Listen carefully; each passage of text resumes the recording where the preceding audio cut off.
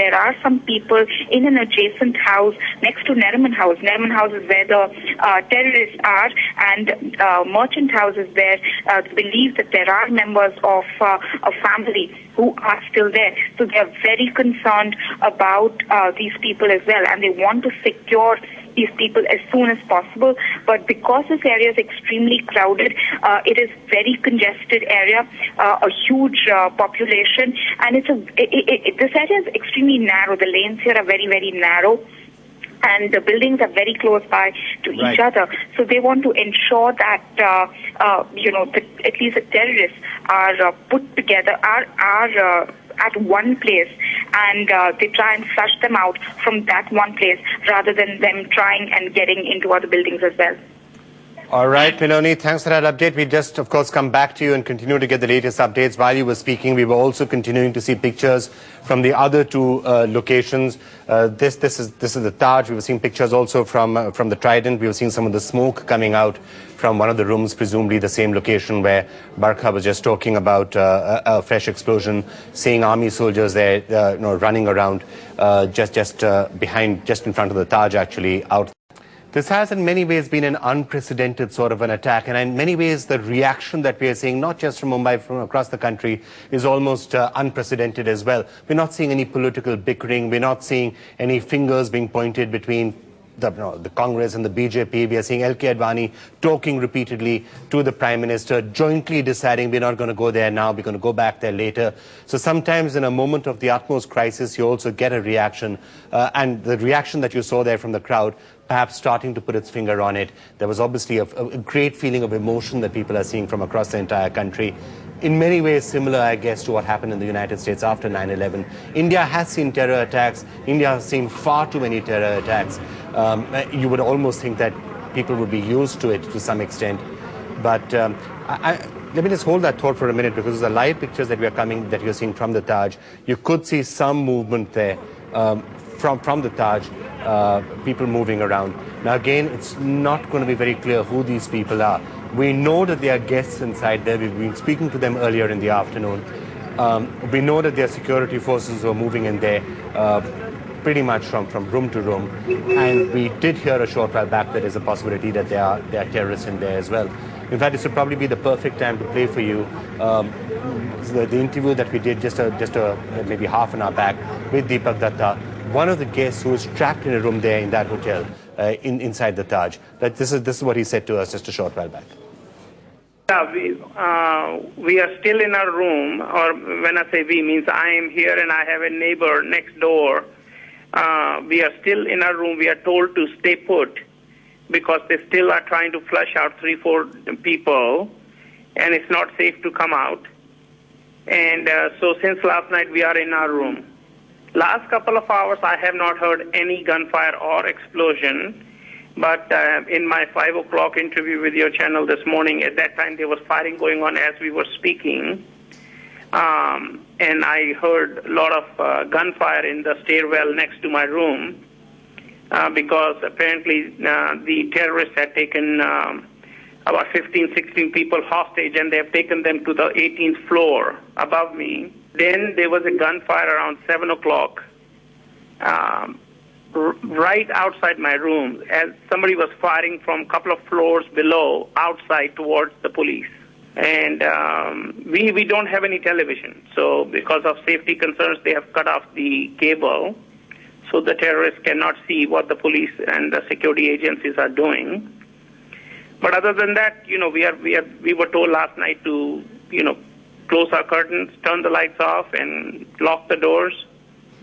And that's what we have followed since last night. But during the main crisis, the Taj management was just outstanding. They were very cooperative, informative, and so that way you don't panic as much when you know what's going on rather than when you don't know what's going on.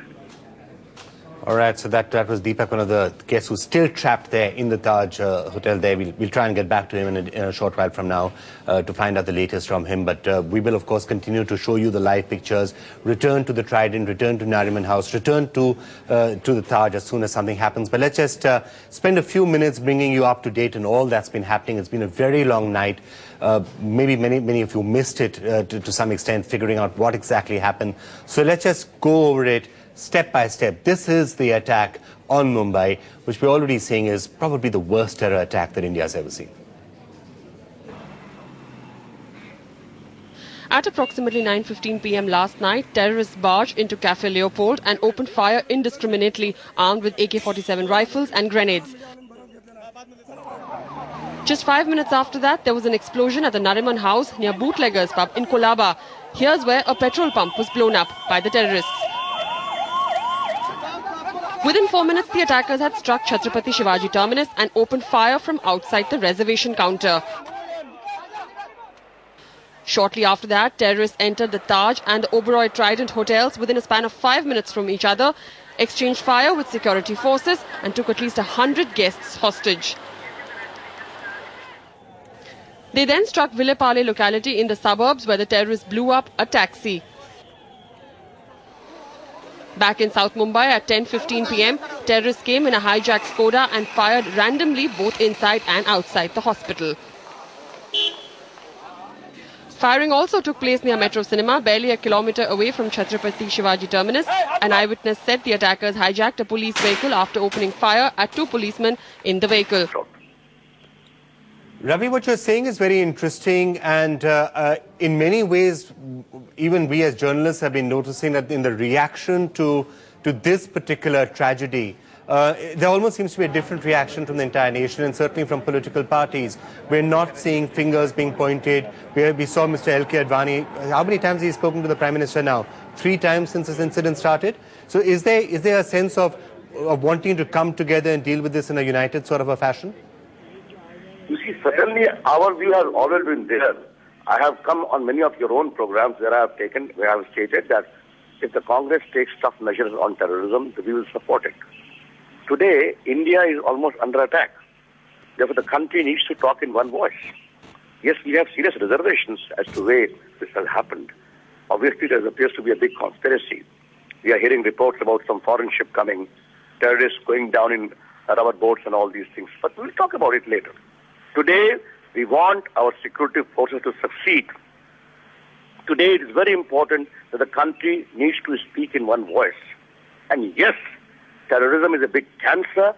It is time we rise above all other considerations and fight against terrorism unitedly. Ravi, is there any irony in the situation that actually for the last 10 days, 20 days, these are some of the pictures that we are showing you now from earlier in the day as hostages were taken out. These are not live pictures that we are showing you right now from the Taj. These are pictures from slightly earlier in the day as people were being moved from the hotel. We will come back to live pictures in a short while from now. These are pre-recorded shots. Ravi, what I was asking was, is there any irony in the situation that we've had a attack like this, and as you said, we're still trying to figure out who the people are who are behind this. But after 10 to 15 days where the entire country has been arguing and bickering, I would have to say, about a different sort of a terrorism, and you and the Congress in particular have been going hammer and tongs about Sadhvi Pragya and what was called in some cases as saffron terror. Are you finding something, how do you see the two coming together? Vikram, we can speak a lot. There is much to be spoken about. Today is not the occasion for that. Our security forces are fighting the terrorists. We wish them well. We need to stand behind them, and we need the country to succeed in a voice of unison. That's all I have to say today. Fair enough, Ravi. I think that's a point well taken, and it is a message that I think the nation has been sending out today.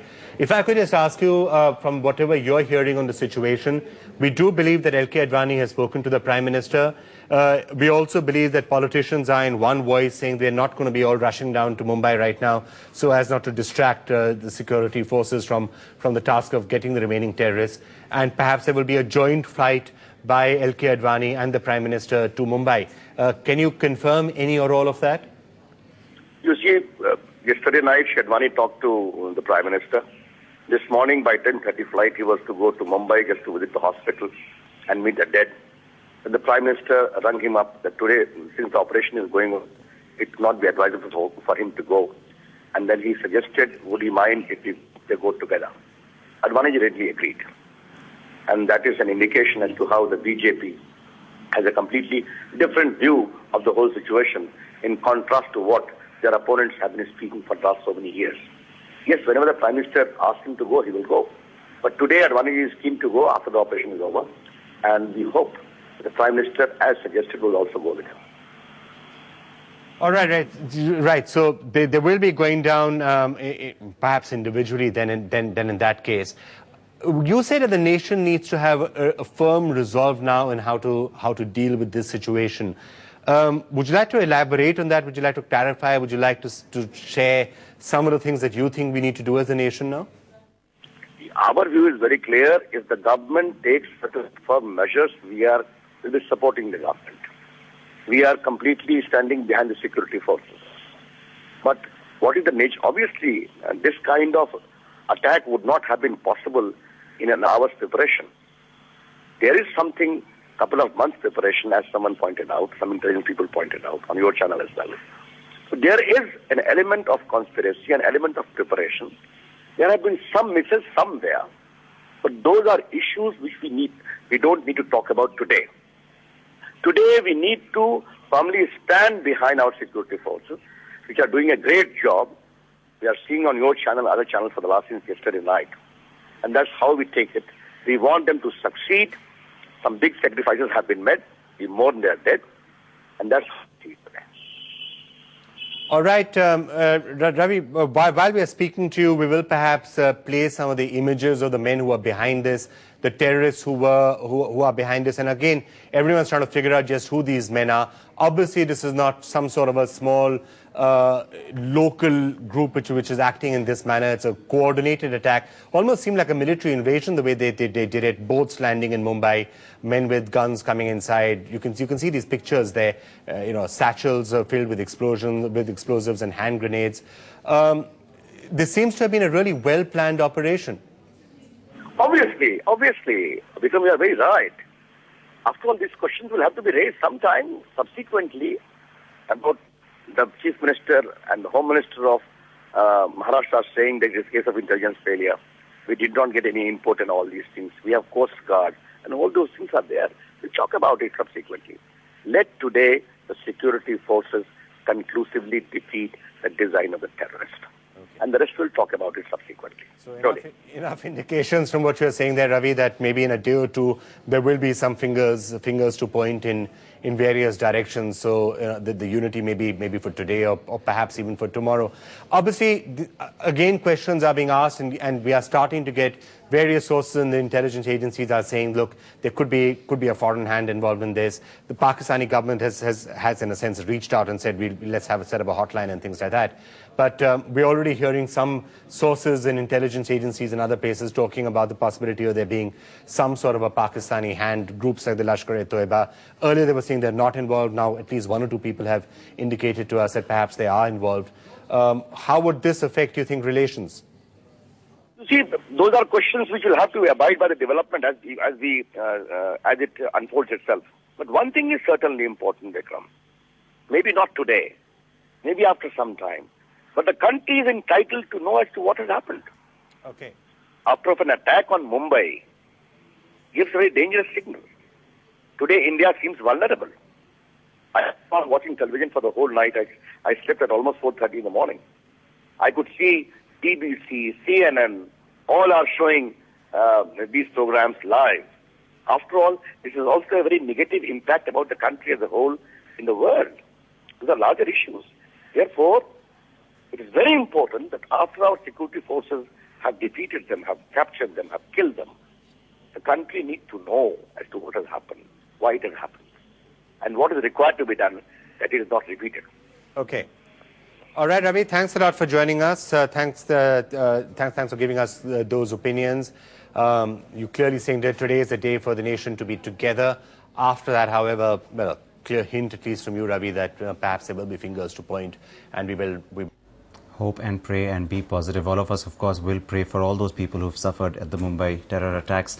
We'll take a short break here, but our programming on this big story continues on NDTV Profit.